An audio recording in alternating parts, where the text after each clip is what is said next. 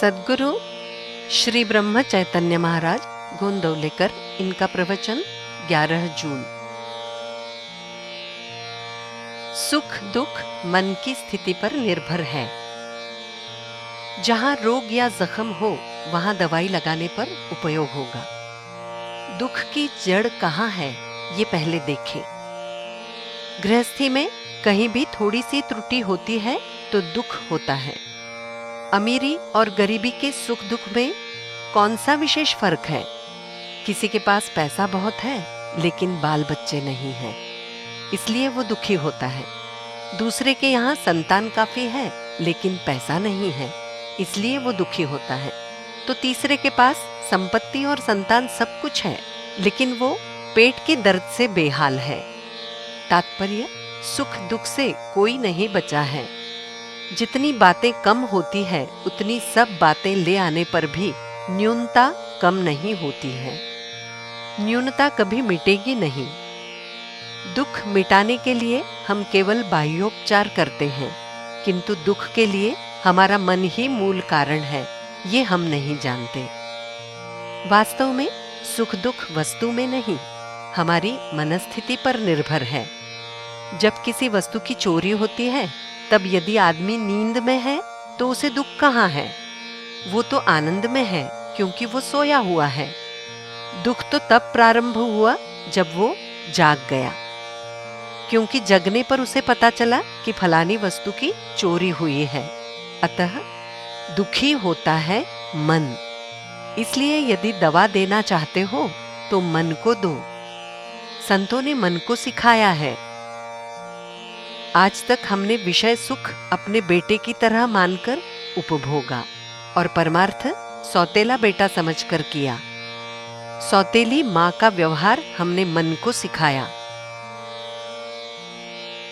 जिसका सहवास हुआ उसका परिणाम मन पर होने लगा। विषय वासना का सहवास हमें गर्भावस्था से होता है, इसलिए विषय वासना का आनंद सच्चा आनंद है, ऐसा हम मानने लगे। जैसा बीज बोया वैसे उसके फल मिले और वो ही फल हम खाने लगे। हम विषय के बीज बोते हैं और विषैले बीज दुखदायक है कहकर शोक करते हैं। इसके लिए क्या इलाज? इसे क्या कहा जाए? व्यापारी प्रतिवर्ष अपने व्यापार का जायजा लेते हैं। तदनुसार हमारी विषय वासना कितनी कम हुई, भोग लालसा कितनी घटी, इसका जायजा लेना चाहिए। गृहस्थी के लिए जितनी तड़पन हमें होती है उतनी भगवान के लिए हो। गृहस्थी में परमार्थ के लिए अनुकूल परिस्थिति की अपेक्षा प्रतिकूल परिस्थिति ही अधिक लाभदायक होती है।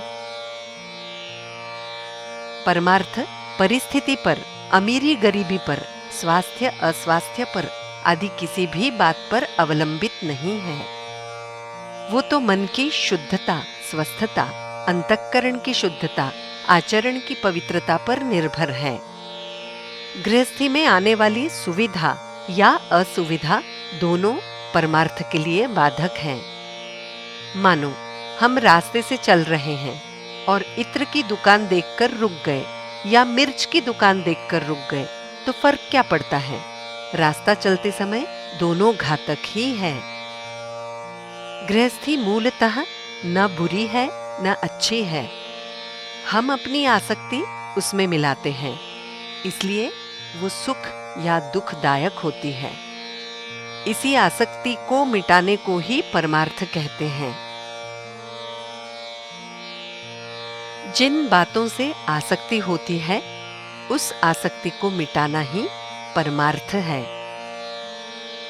जानकी जीवन स्मरण जय जय राम।